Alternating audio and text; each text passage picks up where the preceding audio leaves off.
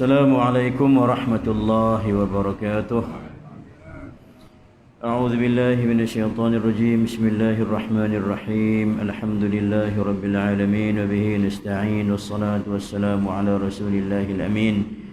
Sayyidina Muhammadin wa ala alihi wa sahbihi ajma'in. Subhanaka la ilma lana illa ma 'allamtana. إنك أنت العليم الحكيم رب اشرح لي صدري ويسر لي أمري واحلل عقدة من لساني يفقه قولي نوينا التعلم والتعليم والتذكر والتذكير والنفع والانتفاع والإفادة والاستفادة والحث على التمسك بكتاب الله وسنة رسوله صلى الله عليه وسلم والدعاء إلى الهدى والدلالة على الخير ابتغاء وجه الله ومرضاته وقربه وثوابه سبحانه وتعالى. Yang saya muliakan tuan-tuan imam, pengurusi dan juga ahli jawatan surau, tuan-tuan, puan-puan, muslimin muslimat yang dirahmati Allah. Alhamdulillah, setinggi-tinggi kesyukuran kita panjatkan kehadrat Allah Subhanahu wa taala dapat bertemu pada pagi ini. Boleh kita sambung kembali untuk kita baca kitab Mustika Hadis Rasulullah sallallahu alaihi wasallam. Tuan-tuan, kita masih lagi bicara hadis yang kedua ya. Hadis Abdullah bin Amr ibn al-As radhiyallahu taala anhuma yang diriwayatkan oleh Abu Dawud, Al-Imam Abu Dawud. Kita sampai kepada huraian yang keempat. Kalau nak ikut tu muka surat 21. Betul kan? Anggapan yang nyata salahnya itu. Itu. Jumpa tak? Tapi kita akan baca daripada awal lah, kita ambil balik. Huraian yang keempat. Anggapan berlakunya kesilapan pada penyampaian baginda adalah tidak benar. Ya, tuan-tuan. Kita menganggap Nabi silap, Nabi salah. Itu anggapan yang salah, anggapan yang tidak benar gitu. Sama ada dalam penyampaian Nabi, dalam ucapan yang Nabi cakap, ataupun di dalam perbuatan yang dilakukan oleh Nabi SAW. Jadi mungkin tuan-tuan akan tanya lah, habis macam mana dengan kesilapan yang berlaku tu? Memang Nabi pernah melakukan kesilapan, tersilap. Contoh, kan kebiasaan orang-orang Madinah. Orang Madinah ni tuan-tuan terkenal dengan penanaman kurma. Kurma yang datang daripada bumi Madinah antara kurma yang paling baik, subur, elok dan sebagainya. Lalu mereka bertanya kepada Nabi SAW tentang masalah at-ta'bir. Kita panggil bang, tut kan, tut.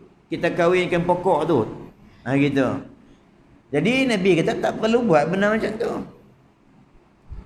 Bila mereka tak buat macam tu, maka akhirnya hasil kurma tahun itu tidak menjadi macam mana tahun-tahun sebelumnya.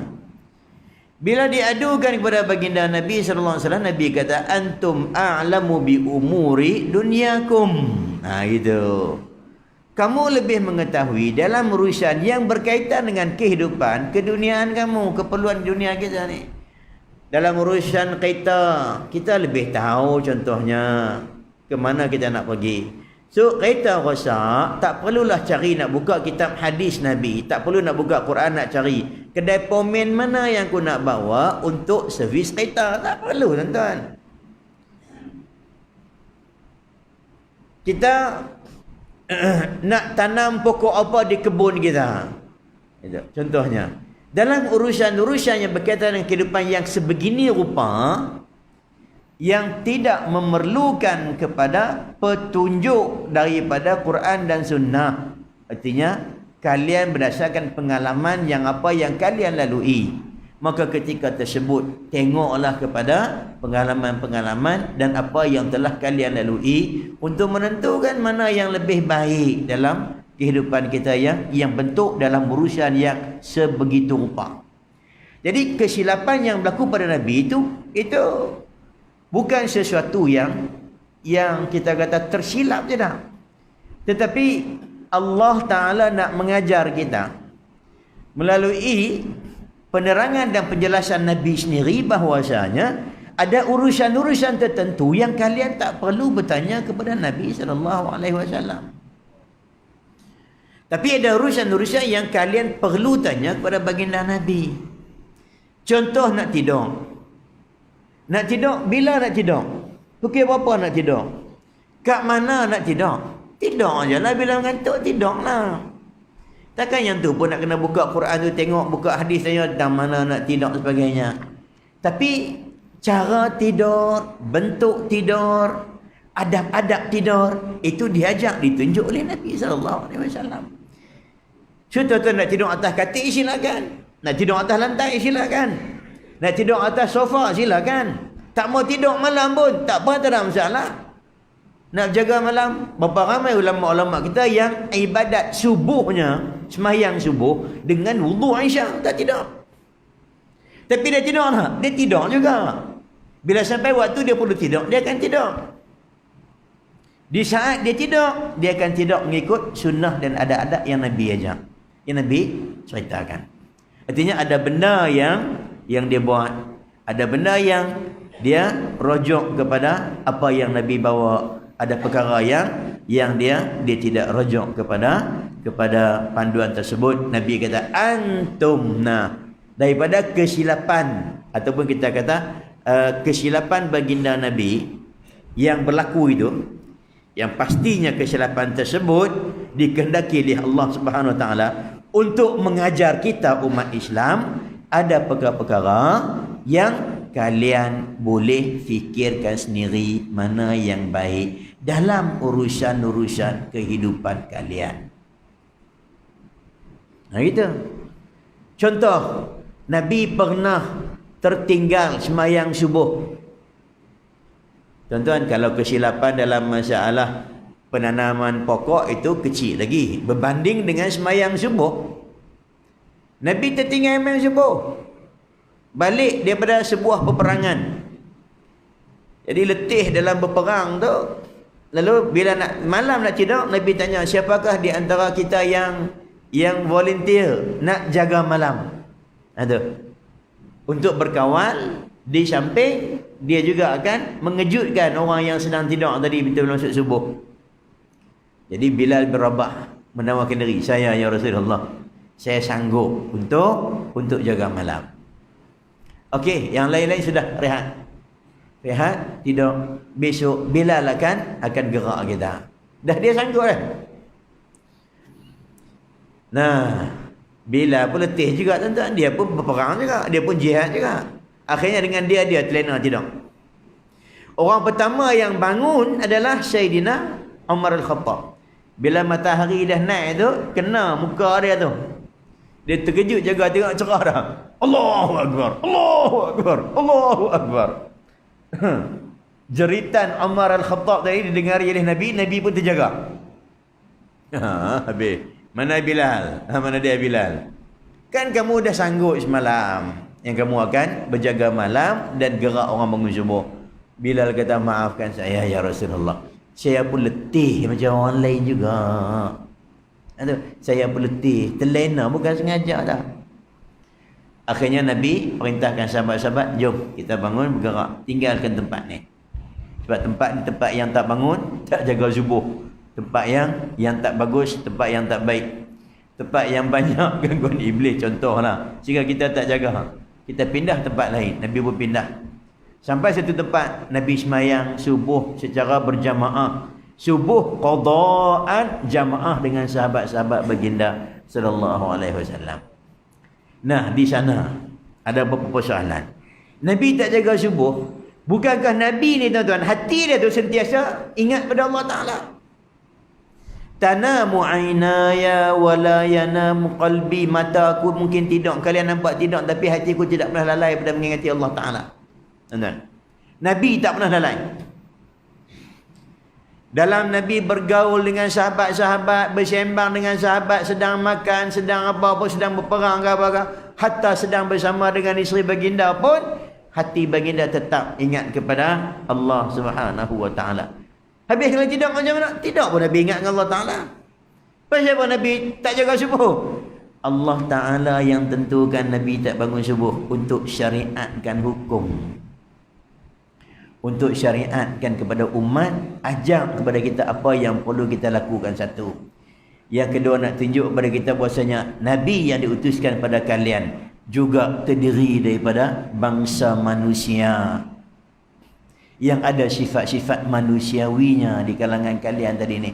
Tapi dia adalah manusia yang dipandu oleh wahyu Allah. Wa ma yantiqu 'anil hawa in huwa illa wahyun yuha. Jadi percakapan Nabi, perbuatan Nabi dan sebagainya, semuanya mengandungi hukum, semuanya mengandungi permasalahan-permasalahan syariat yang boleh kita jadikan sebagai panduan dalam kehidupan kita sehari-harian. Kita ni tuan-tuan, kalau andai katalah setiap kali tak jaga subuh nak tinggal tempat tu, pakai teruk lah kita tuan. Hari ni pindah rumah macam mana? Rumah ni tak bagus lah. Seminggu duduk di rumah ni tak bangun subuh. Minggu. Nak pindah tempat lain lah. Pindah pula angkat barang. Masuk bulan kedua pindah tempat lain pun macam tu juga. Tak jaga subuh juga. Larat nak pindah rumah setiap hari. Artinya apa? Cari benda lain. Cari perkara yang boleh menghindarkan kita daripada perkara yang macam tu. Jadi apa yang Nabi buat, apa yang Nabi cakap, semuanya dipandu dan dibawa oleh Allah Subhanahu Wa Taala sebagai panduan kepada umat Islam, sama ada berbentuk perintah ataupun larangan ataupun irsyad, tunjuk ajar, yang berbentuk bukan wajib, bukan sunnah, bukan wajib yang dibuat. Dia berbentuk satu perkara yang sunnah, kita kata, yang kalau kita buat dapat pahala, ditinggalkan tak jadi apa sebagainya. Jadi perbuatan-perbuatan Nabi, perkataan-perkataan Nabi mengandungi hukum. Kerana baginda Nabi, susuk tubuh baginda sallallahu alaihi wasallam adalah penafsir, penjelasan kepada seluruh isi kandungan Al-Quranul Karim. Nah, ini baginda Nabi SAW. Jadi anggapan berlakunya kesilapan pada penyampaian Nabi itu, tambahlah kalau Nabi bercakap berasaskan kepada hukum-hukum. Nabi sampaikan perintah-perintah Allah Subhanahu Wa Taala, penyampaian baginda. Nabi sampaikan satu larangan Allah, satu perintah Allah Taala. Dalam penjua keadaan pun ini mustahil, tak akan sama sekali berlaku kesilapan. Kalau kita buat andaian kesilapan, tuan-tuan, kita akan buka ruang kesilapan ataupun buka ruang kepada iblis untuk menyesatkan kita dengan cara yang lebih luas. Nabi pernah salah ni. Kalau macam tu dalam ni pun kemungkinan boleh salah.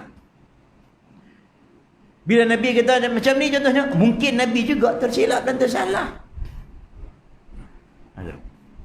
Bila sampai Al-Quran yang perintahkan kita supaya tinggalkan benda haram, mungkin juga Nabi tersalah. Dia akan main lagu tu. Maka sangkaan-sangkaan yang macam ni akan menyebabkan syariat seluruhnya diilghakan, dibuang, ditolak. Hanya kerana anggapan kita mengatakan baginda Nabi boleh berlaku kesilapan. Tak akan berlaku benda yang macam tu, tuan-tuan. Tak akan berlaku. Dan anggapan daripada pihak musuh-musuh Islam bahawa apa yang diterangkan oleh Rasulullah sallallahu alaihi wasallam itu tak boleh dipegang dan tak boleh ditulis semuanya. Semuanya tak boleh ditulis, tak boleh dipegang, kata orang kafir Quraisy kepada sahabat-sahabat Nabi. Sebab apa? Dia kata ada sifat-sifat yang boleh jadi tidak mesti betul segala yang diterangkannya. Seperti perasaan marah dan perasaan suka. Ya, betul kan? Apabila seseorang manusia dikuasai dengan sonok, suka, maka dia akan melampaui perkara-perkara yang dia nampak tu. Buruk macam mana pun dia tak akan nampak buruk. Kalau benci, gitu juga. Betul macam mana pun, tak ada. Kan sifat kita macam tu, tuan-tuan. Kalau kita tak suka dengan si A tadi ni, dia baik, dia elok macam mana pun, kita akan kutuk ke? Dia bagi duit, kita ambil. Tapi tambalun dia balun ke? Tak betul itu. Kalau suka dengan seorang tu, dia tak bagi duit pun kita sokong tak? 30 bagi, kita sokong tak? Dah semua kan? Memang ni sifat manusia kan? Uji melambung. Walaupun dia bagi sikit ya. Walaupun dia tak betul. Artinya apa? Kalau kita tak suka dengan seorang, dengan musuh, walaupun benda tu ada kebaikan pada dia, tetap kita takkan akui kebaikan tersebut. Tengok drama dah. Menantu paling sayang contohnya. Buruk tu orang mana pun baik pada mertua tu. Dah mak mentua suka menantu tu dah. Tak pandai masak, tak apa. Tapi kalau menantu tu dimeluat, dibenci, dia tak disukai, baik macam mana, layan macam mana pun tetap nampak huduh dan muruk. Ada? Ainul bah. Dalam orang Arab sebut mata yang benci itu akan nampak kebaikan itu sebagai satu yang buruk, dan mata yang suka itu akan nampak keburukan itu sentiasa baik dan elok. Gitu kan. Tu orang sebut apa? Kita Melayu pada kan, cinta itu buta. Ada tak lah. Kan nampak buruk. Orang tua beritahu tak boleh gini, tak elok macam ni, gini. Mak ada pilihan yang lebih baik. Mak tak kenal dia, mak tak tahu dia. Ada. Nikah 3 bulan, bom balik main, lebam sana, lebam sini. Ada dia. Tak nampak dia? Nampak dah sebenarnya. Dia peronggoh itu sebelum tu lagi. Perangai dia yang kawai kita tu sebelum kahwin lagi kita nampak dah. Tapi dah cinta waktu tu, seronok dia tak nampak lah benda tu. Dah kenal sudah, rosok bawah meja, lebam 3-4 tempat, barulah dia nampak. Nak buat apa dia dah? Jika tu. Tapi Nabi, tak. Nabi dalam keadaan marah macam mana pun, suka macam mana pun, Nabi ni tuan-tuan, istimewanya baginda sallallahu alaihi wasallam, marahnya baginda, cinta dan sukanya baginda, itu kesemuanya kerana Allah Subhanahu wa taala. Dia takkan marah, dia akan benci, melainkan sesuatu yang berlaku pelanggaran terhadap hukum-hukum dan perintah Allah Subhanahu wa taala.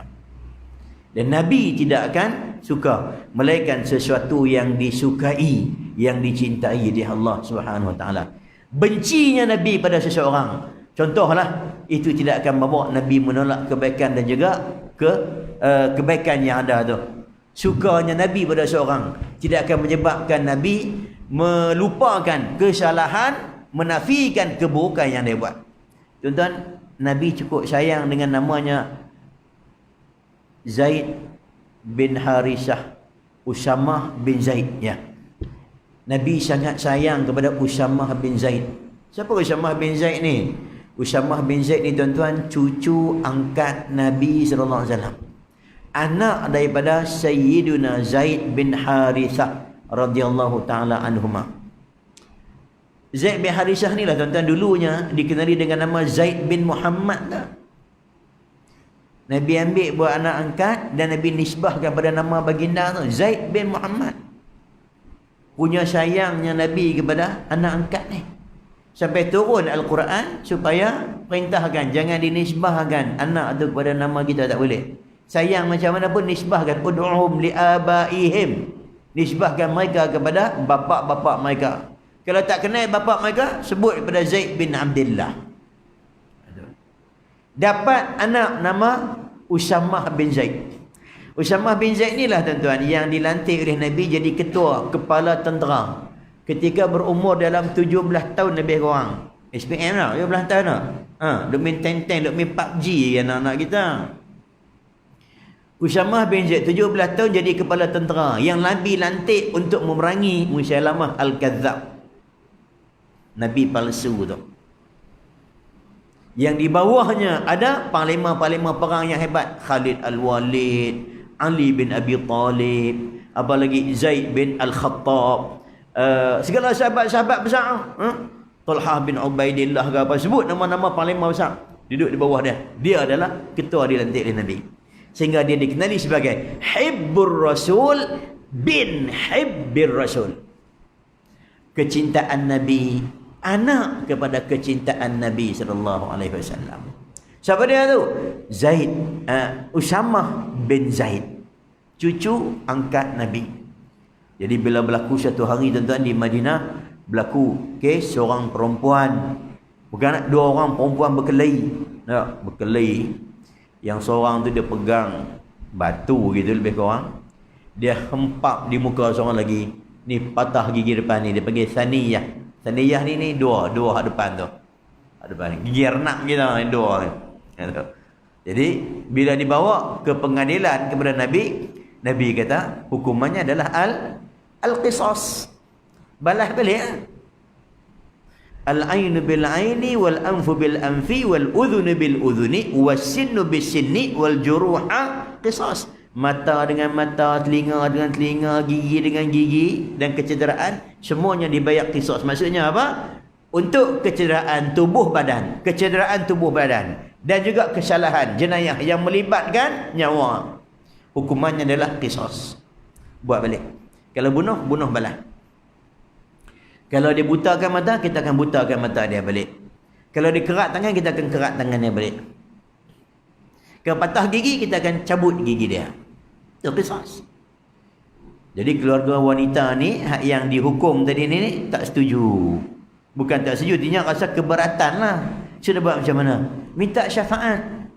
Pergi jumpa Usamah bin Zaid.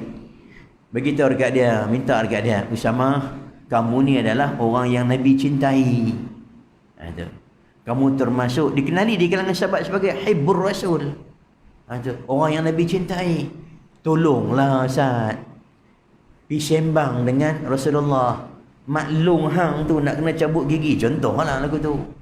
Tolonglah Ustaz, syafaatlah Ustaz, tolong rekomen Ustaz, minta supaya Nabi tarik balik hukuman yang macam tu. Mengenangkan niat pun baik dan elok, nak tolong bagi syafaat, apa masalahnya? Dia pun pergi jumpa Rasulullah sembang.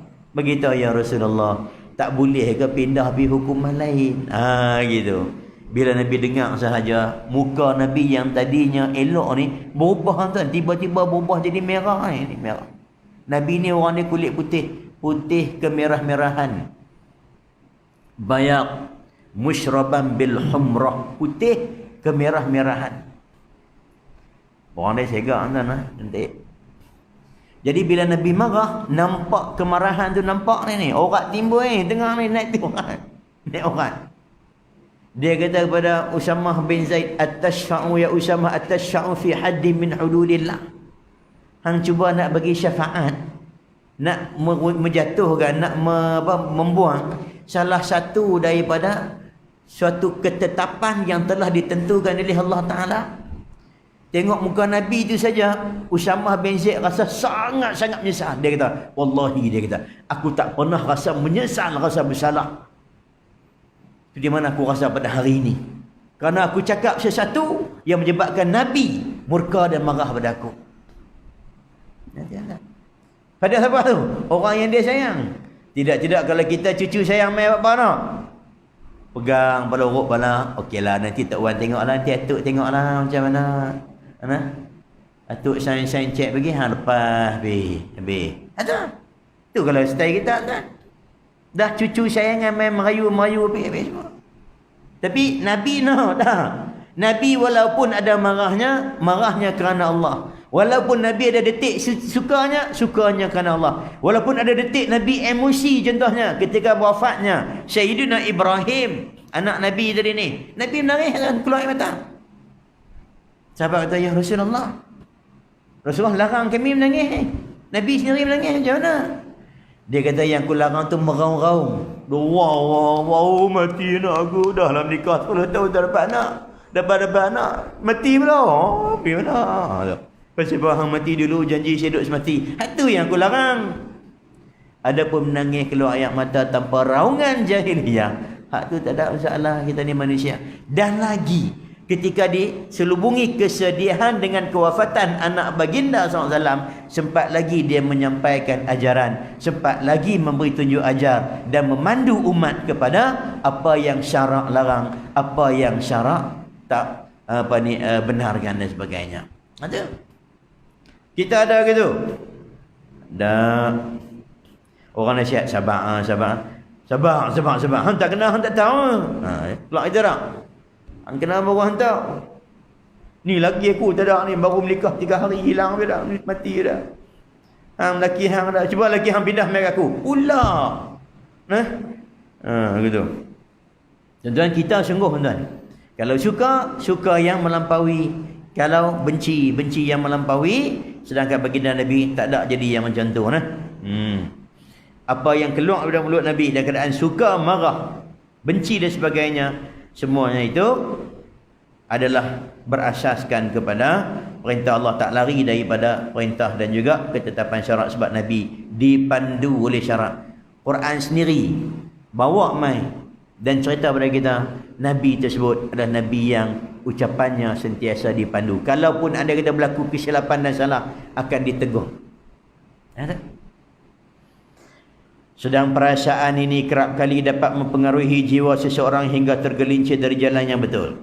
Tuan-tuan, dalam peristiwa ketika Perang Badar kan, ketika berlaku peristiwa Perang Badar, itu kan timbul perbincangan hangat di kalangan para sahabat bersama-sama dengan baginda sallallahu alaihi wasallam. Apa yang kita nak buat dengan tawanan Perang Badar ni? Gitu. Adakah kita nak terima, dia panggil apa? Bayaran tu, ganti rugi tu, kita nak bebas ni, dia panggil apa tu? Bayaran apa dia panggil tu? Oh, tak mai ya, istilah bahasa Melayu. Adakah kita nak bebaskan mereka dengan bayaran ataupun kita bunuh mereka? Sayyidina Umar kata kita bunuh Rasulullah ni, kesemuanya ni orang yang nak bunuh kita ni. Orang yang dulunya menyakiti Rasulullah, yang dulunya mengejek-ngejek Rasulullah, yang menghina Islam, Allah Ta'ala dan sebagainya, bunuh semua. Umar Khattab. Sayyidina Abu Bakar kata, ya Rasulullah, bukannya orang lain ni ya Rasulullah. Ada adik-beradik kita, ada pak nakan kita, ada anak-anak kita. Sayyidina Abu Bakar jumpa anak dia, lawan perang anak dia. Anak dia masa tu belum lagi Islam. Dia duduk belah ni, lawan perang. Anak tanya pada dia, macam mana kalau dulu ni kita jumpa dua ayah dalam peperangan tu? Aku tak lepas, bukan bunuh hang. Tu bukan tak. Aku no sorry lah. Hang anak aku, darah daging aku. Tapi kalau lah bertemu di medan perang kita dua dulu, dalam medan Badar dulu, niscaya aku tak akan lepaskan. Artinya dia lebih mengutamakan Allah dan Rasul. Tapi ketika berlaku perdebatan dalam masalah tawanan Perang Badar, nak buat apa? Abu Bakar kata, ya Rasulullah, mereka ni bukan orang lain. Adik-beradik kita, pak menakan kita. Satu kampung tak macam kita. Duduk kampung tu semua adik-beradik kita kan orang lain. Numak udar kita, numak long kita, ujung tu ujung palang kita. Ha ni pak usu kita. Ha tu abang pupu kita. Tu hak yang keling kita kat pasar tu. Ha tu kan orang lain tu dua pupu dengan aku. Ha tu. Dua pupu dengan aku. Satu kampung. Sama, beg orang tu ah. Kau kerabat masa Quraisy lagak. Lalu Nabi dalam perbincangan tu, Nabi setuju dengan apa yang dikatakan oleh Sayyidina Abu Bakar Siddiq. Maka dibebaskan mereka tadi dengan bayaran-bayaran tertentu.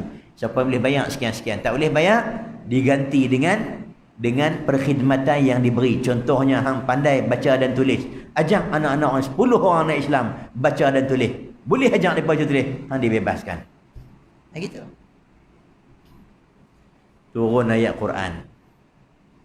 Quran bagi tahu bahwasanya kenapa Nabi lebih mengutamakan ambil wang ringgit daripada Allah Subhanahu wa taala. Seolah-olah Quran nak kata dalam kes mereka ini sepatutnya ambil pandangan Sayyidina Umar Al-Khattab. Sampai Nabi menangis. Nabi kata, andai kata Allah Ta'ala turun azab dia sekarang ni pada kita, tak ada siapa pun yang selamat kecuali Umar Al-Khattab. Baik, dalam kes ni kita nampak Al-Quran turun mai seolah-olah menyalahkan Nabi.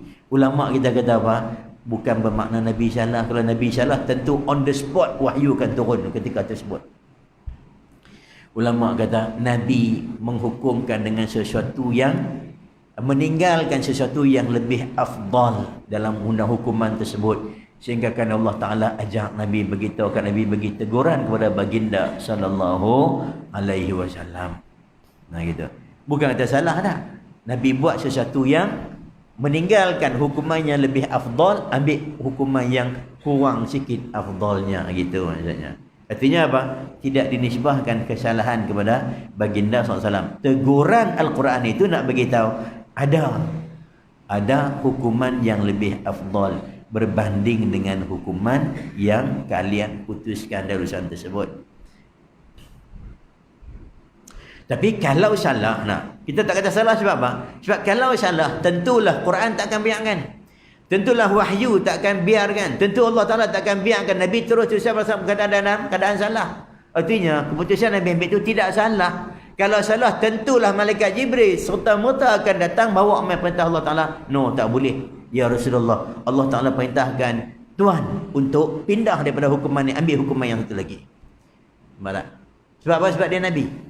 Dia adalah Rasul, utusan Allah Ta'ala. Tak boleh salah. Kalau salah, nescaya akan ditegur segera oleh Allah Subhanahu Wa Ta'ala. Bila tak ditegur segera menunjukkan benda tu, tak salah. Cuma dia ambil yang lebih afdal yang macam ni patutnya, tapi hang buat yang macam ni. Gitu. Tapi orang yang dekat dengan Allah Ta'ala ni tuan-tuan, sikit salah pun dia terasa sungguh dah. Nabi ni orang yang dekat dengan Allah Ta'ala, hati sentiasa ingat pada Allah Ta'ala, orang yang rapat dengan Allah Ta'ala, sedikit kesilapan pun dia akan terasa walaupun benda tu tak salah. Gitu. Dia akan terasanya tu dalam sehingga menangis baginda mengenangkan perkara tersebut. Ulama kata Nabi berhukum dengan sesuatu yang kurang afdal, meninggalkan hukuman yang lebih afdal lah, gitu maksudnya. Ini tidak ada salahnya di sana. Anggapan yang demikian telah timbul pada masa hayat baginda lagi. Ya, ini kita beritahu yang orang kafir katakan sahabat-sahabat Nabi itu, dan baginda sendiri telah menerangkan tentang salahnya anggapan itu. Bahkan Nabi sendiri terang, tak ada salahnya. Nabi kita tulis setiap yang keluar pada mulut aku ni. Tak kira lah sama ada aku marah ke, aku suka ke, dan keadaan apa sekalipun, tulis. Sebab tidak ada yang keluar pada mulut ni melainkan semuanya benar belaka. Nabi sendiri kita macam tu. Dengan menyuruh menulis apa yang baginda sampaikan. Anggapan yang nyata salahnya itu adalah dengan secara langsung menyentuh kedudukan kerasulan baginda. Ya. Jadi kalau kita salah tadi ni, itu menyentuh dengan kedudukan Nabi sebagai Rasul tu. Samalah macam kita mengatakan Nabi tak tunaikan janji pun macam tu juga lah tuan. Nabi tak tunaikan janji. Tuan. Tuan-tuan, setiap gerak diam Nabi tu tuan-tuan, dia ada berpandukan wahyu Allah Ta'ala tuan. Nabi keluar dari kota Madinah pergi ke Hudaibiyah, hampir ke Mekah untuk buat ibadah umrah tu, itu dengan perintah Allah. Nabi ditahan tak boleh masuk, ditahan di Hudaibiyah juga dengan kehendak Allah Ta'ala. Ada syariatnya di sana. Ada syariatnya, ada hukumnya, ada undang-undangnya, ada cara nak ajak umat, dan semuanya ada di sana. Jadi apa yang berlaku kat Nabi itu adalah penjelasan tentang syariat Allah Subhanahu Wa Ta'ala. Bukan saja berlaku, tidak. Kalau manusia yang biasa pun, kita tengok yang geraknya tadi ni, itu pun dia memandang kepada kehendak Allah. Tentang di kalangan manusia ni, ada benda yang dia nak buat, dia pandang Allah Ta'ala dulu. Ni daripada sini ni nak bergerak pergi ke sana tu, dia pandang Allah Ta'ala. Artinya apa? Aku nak pergi sana tu buat apa? Cari redha Allah ke cari maksiat pada Allah Ta'ala? Tuan-tuan naik kereta, naik kereta, sampai kat traffic light berhenti. Tiba-tiba kereta depan bergerak sikit, ada kosong. Kita nak pergi bergerak depan tu sebab apa? Ada orang dia kira ni. Dia kira bicara pergerakan itu kerana Allah ataupun kerana lain. Kalau pergi depan sikit nampak amoy duduk orang tu, nampak jelas sikit, dia tak nampak. Kita pun depan sikit, nampak jelas oh comel amoy ni, putih elok gebunya. Dia gerak kerana tengok amoy tu. Ataupun aku gerak kerana Allah Ta'ala. Kalau aku duduk tani, Yusuf orang belakang nak lalu, tak kira orang yang nak ambil side tepi ni yang nak beri laluan tu. Aku depan sikit, orang ni senang nak pergi. Artinya untuk mempermudahkan laluan orang lain, dapat redha dan juga rahmat Allah Ta'ala. Gerak tu kerana Allah. Dia ambil kira tu benda macam tu. Kalau orang biasa macam kita ni, manusia biasa, pun ambil kira benda gerak dan diam ni tadi ni, apatah lagi Nabi SAW, takkan tak ada. Kerja besar tuan-tuan, keluar dari Madinah. Bukan saja keluar. Terhenti di Hudaibiyah. Berlaku proses cukup banyak tuan-tuan. Hantar Saidina Osman B. Tu, tuan-tuan, kalau dalam pemerintahan pentadbiran, hukum, undang-undang negara dan sebagainya, tuan boleh bicara kata. Zaman tu dah ada dah. Saidina Osman tiba-tiba keluar mai kata Saidina Osman dibunuh. Mana boleh bunuh.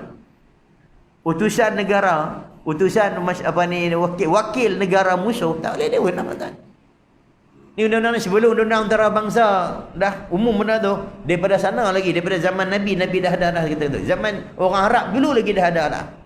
Tak boleh guna, salah. Ketika berlaku, keluar berita mai kata nak berlaku Sayyidina Osman yang dihantar oleh Nabi untuk berunding dengan orang Quraisy di sana tadi ni, dibunuh oleh orang kafir Quraisy. Nabi ambil perjanjian dengan sahabat-sahabat. Bai'atul Ridwan tu. Walaupun ketika tu Nabi dengan para sahabat tidak membawa senjata yang besar. So nampak banyak benda tuan, banyak benda. Ketaatan sahabat-sahabat dan sebagainya, macam-macam yang ulama bahaskan di sana. Tuan-tuan bacalah, kaji sejarah tengok, kita akan tahu. Rupanya peristiwa tu berlaku bukan sebab saja-saja ada. 1001 hikmah dan pelajaran yang boleh kita ambil hukum di sebalik peristiwa Nabi keluar pada tahun yang ke-6 Hijriyah untuk buat ibadah umrah. Kemudian terhalang di bumi Hudaibiyah, berlaku perjanjian damai, Nabi balik semula ke kota Madinah. 1001 hukum dan juga panduan syariat yang ada di sana yang boleh kita belajar. Itu siapa-siapa tu? Daripada Allah Subhanahu wa taala. Nah, bukan saja-saja Nabi tak mau masuk ke ada, naknya dia ada hikmah-hikmah yang tersendiri. Jadi dia tak berlaku saja gitu dah. Dia menyentuh dengan kedudukan kerasulan baginda sallallahu alaihi wasallam. Kerana sebarang keraguan tentang kebenaran kata-kata, ni kata-kata yang disampaikan oleh Rasulullah sallallahu alaihi wasallam bermakna ragu-ragu terhadap kerasulan baginda. Orang yang ragu-ragu dengan Nabi, apa yang Nabi ucap sebagainya, maka implikasinya meragui dengan kerasulan Nabi sallallahu alaihi wasallam. Meragui sedikit dengan kerasulan baginda, habis. Dia matematik dalam akidah ni tak sama macam matematik yang kita duk kira. Contoh matematik dalam kira duit ke accountant tak apa tuan-tuan, terlebih sikit terkurang sikit. Tersalah letak titik perpuluhan, terlebih letak ke apa ke. Tu pun besar dah implikasi dia. 10 dengan 1.0 beza tak? Beza. 10.0 dengan 1.0. Salah titik perpuluhan ya, lari dah. Tak apa hak tu. Ni kalau hak ni salah dalam matematik Islam ni, habis. 10 tolak 1 tinggal 9. Dalam Islam bukan 10 tolak 1, 10 tolak 0.0001, habis. Dia tak kira 99.999 dah. Dia kira 0, 0. Aku yakin dengan semua yang Nabi kata. Dia kata. Aku yakin dengan semua yang Nabi sampaikan. Cuma satu yang dia kata dia kurang yakin. Apa dia? Hak dia beritahu yang dia claim kata dia pergi naik ke langit tu. Tu aku tak boleh saya. Mana boleh naik ke langit. So, satu ya. Yang Nabi sampaikan hadis Nabi, hak yang Nabi sampaikan pengajaran ajaran Nabi, Quran semuanya tadi ni, seluruhnya tu, semuanya tadi ni dia terima. Cuma hak dia claim dia pergi daripada sini pergi ke sana, naik ke langit tu, Masjidil Haram ke Baitul Maqdis, naik ke langit. Hak tu yang aku rasa pelik tu, betul ke tak ke no. Hak tu satu yang aku tak pakai pun. Habis dia kira kosong. Pasal dia berkaitan dengan akidah, berkasangkutan dengan keraguan kita terhadap kerasulan Nabi sallallahu alaihi wasallam. Ada juga anggapan bahawa kesilapan berlaku pada penyampaian Rasulullah SAW dengan alasan baginda pernah lupa. Ini kita akan sambung ni. Yang kita kata tadi lah, Nabi pernah lupa, Nabi pernah tertinggal dan sebagainya. Betul, Nabi manusia, lupa tidak mencacatkan dengan kerasulan Nabi. Tapi Nabi lupa tu bukan saja lupa, tuan harus faham. Lupanya Nabi tadi ni, contoh Nabi semayang Zuhur 2 rakaat. Habis 2 rakaat Nabi salam. Di Madinah. Bukan musafir, bukan berperang, bukan sakit, bukan hujan, bukan apa-apa. Habis 2 rakaat Nabi kisah Zuhur. Assalamualaikum warahmatullahi wabarakatuh.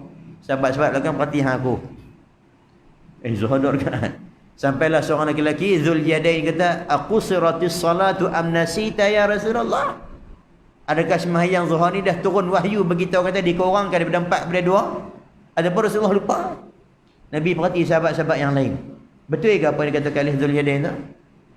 Ya, betul. Nabi sambung balik sembahyang, tambah 2 rakaat lagi. Tuan-tuan, banyak masalah hukum tu. Itu. Ni, seorang sahabat tanya. Nabi tanya orang lain. Itu. Itulah yang ulama bahas dalam masalah hadithul ahad. Bahasa banyak.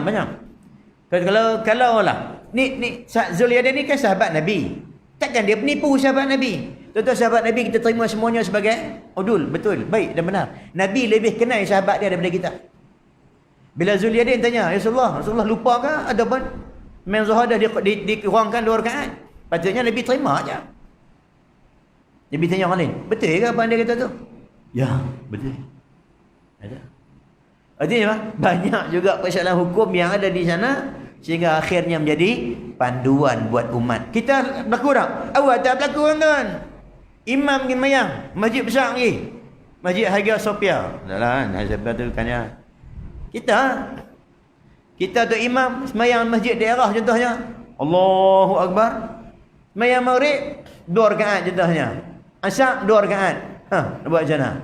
Makmum belakang puas tegur dah, subhanallah, subhanallah. Kita sambung, alhamdulillah wala ilaha illallah, Allahu Akbar. Oh, sabut. Makmum belakang tak tahu nak buat apa. Kita tak tahu. Nabi dah ajar lah. Nabi ajar.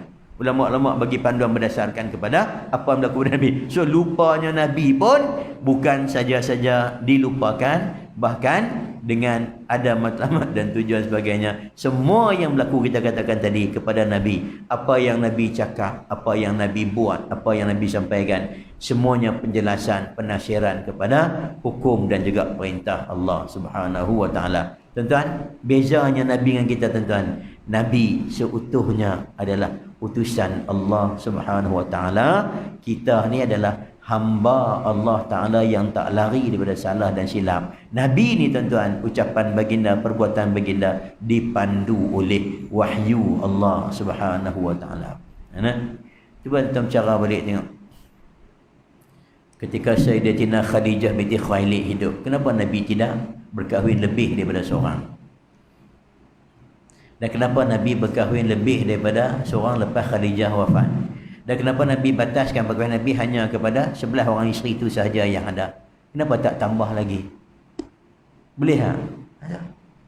Artinya apa? Setiap sesuatu yang Nabi buat, semuanya adalah berpandukan kepada wahyu daripada Allah. Pimpinan wahyu Allah Azza wa Jalla. So kat ni tuan-tuan, alhamdulillah, alangkah beruntungnya kita kerana kita menjadi umat kepada baginda sallallahu alaihi wasallam yang setiap perkataan dan perbuatan baginda dipandu oleh wahyu, dan orang yang mengikuti baginda sallallahu alaihi wasallam pasti dia tidak akan sesat selama-lamanya, pasti dia akan beroleh petunjuk Allah Subhanahu wa taala kerana dia berpegang dengan seseorang manusia yang Allah Taala jamin kesuciannya, kebersihannya daripada kesalahan dan kesilapan. So kat ni tuan kita tuan yang baik daripada Allah Taala, salah silap mohon ampun dan maaf. Mudah-mudahan ada manfaat temuan kita pada pagi ini. Aqulu qawli hadza wa astaghfirullahal azim li wa lakum. Wassalamualaikum warahmatullahi wabarakatuh. A'udzubillahi minasyaitonir rajim. Bismillahirrahmanirrahim. Alhamdulillahirabbil alamin. Wassalatu wassalamu ala rasulillahil amin sayyidina Muhammad wa ala alihi wa sahbihi ajma'in. Allahumma 'allimna ma yanfa'una wanfa'na bima 'allamtana wa zidna 'ilma. Allahumma faqihna fid din wa 'allimna at-ta'wil wahdina siratal mustaqim. Rabbana 'alaika tawakkalna wa ilaika anabna wa ilaikal masir. Rabbana la tuzigh qulubana ba'da idh hadaytana wa hab lana min ladunka rahmatan innaka antal wahhab. Rabbana atina fid dunya hasanah wa fil akhirati hasanah wa qina 'adzaban nar. وصلى الله وسلم على سيدنا محمد وعلى آله وصحبه أجمعين والحمد لله رب العالمين. سبحانك اللهم وبحمدك أشهد أن لا إله إلا أنت أستغفرك.